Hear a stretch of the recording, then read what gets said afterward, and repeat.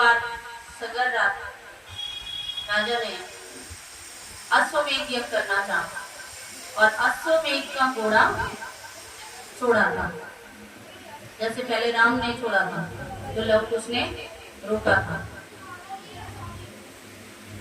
तो उस घोड़े का छोड़ने का मतलब यही है कि वो विश्व विजयी है वो राजा।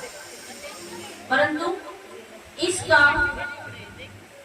द्वेष इंद्र को हो जाता है। वो क्या करते हैं कि उस घोड़े को कपिल मुनि के यहाँ बांध देते हैं, और ये सोच करके कि ना तो मेरा नाम लगेगा कि किसने चुराया, और कपिल मुनि के यहाँ पहुंचेंगे तो वो अपने आप इनको श्राप दे देंगे और ये नष्ट हो जाएगा।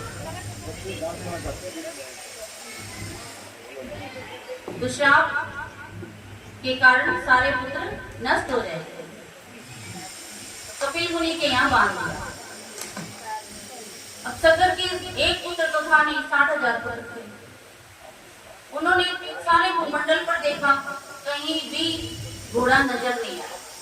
पाताल लोक में देखा, वहां भी नजर नहीं आया, सब जगह ढूंढा। फिर उन्होंने धरती की खुदाई प्रारंभ कर दी और खोदते खोदते खोदते खोदते कहां पहुंच गए? कपिल मुनि के आश्रम पर।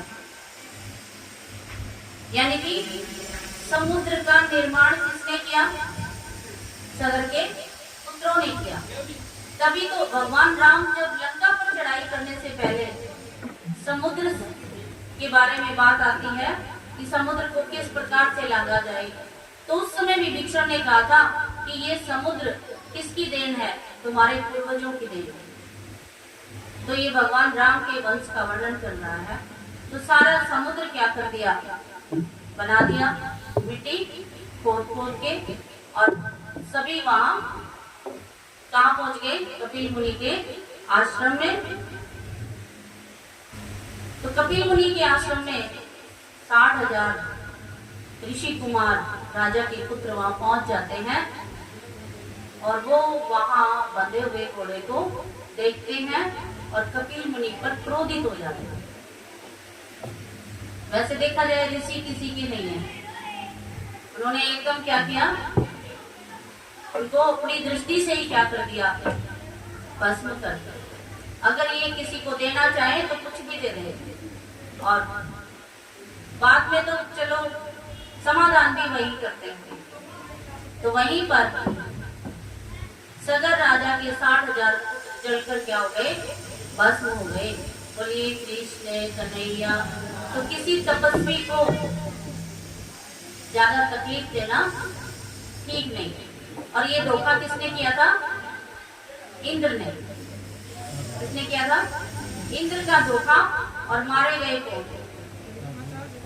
सगर राजा के 60,000 पुत्र। अब 60,000 तो मारे गए। अब सगर राजा ने क्या किया? अब सगर राजा ने क्या किया? सगर राजा के यहाँ एक दूसरी पत्नी थी, उसके यहाँ असमंजस नाम का पुत्र हुआ। क्या हुआ? असमंजस नाम का पुत्र हुआ। नाम ही क्या? असमंजस। वो थोड़ा असमंजस में रहता था, क्योंकि वो पूर्व जन्म में ज्ञानी था। क्या था? वो पूर्व जन्म में ज्ञानी था, तपस्वी था, और वो योगी था, तपस्वी था। इसलिए वो इस संसार में आकर भी वो इस संसार में लिप्त नहीं होना चाहता था, इसलिए वो अनजान सा बना रहता था। सुबह में बच्चे में। और इसी का भाई था एक अंशुमान। ये इसको थोड़ा सा अंशुमान ने अपने भाइयों के लिए तप किया कि किसी तरह से मैं अपने भाइयों को ढूंढूं और उनको क्या करूं? मुक्ति प्रदान करूं। Please like and share.